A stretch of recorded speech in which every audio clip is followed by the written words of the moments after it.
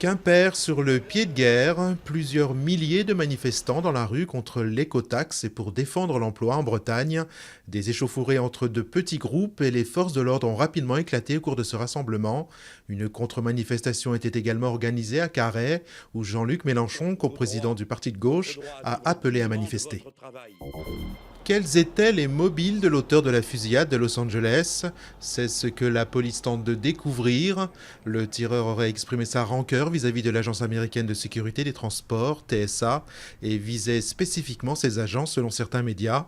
Vendredi, le tireur âgé de 23 ans a ouvert le feu dans le terminal 3 de l'aéroport avec un fusil d'assaut faisant un mort et 7 blessés.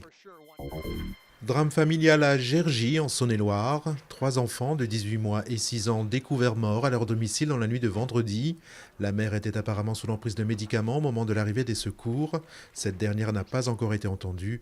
Une autopsie a été ordonnée. Au lendemain du double meurtre survenu près d'Athènes, la police grecque tente de faire la lumière sur cette affaire, dont le mobile reste encore très mystérieux. Les enquêteurs étudient de près la piste des groupes extrémistes. 2 personnes ont été tuées et une autre grièvement blessée vendredi par des coups de feu tirés depuis une moto.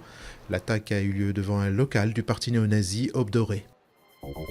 Cuisiner un couscous ou des hamburgers agrémentés de verre et sauterelles, c'est possible lorsqu'on recherche une alternative à la viande comme source de protéines. Même si cela rebute encore de nombreux Européens, les insectes, pauvres en graisse mais riches en protéines, font déjà le régal de 2 milliards d'êtres humains à travers le monde.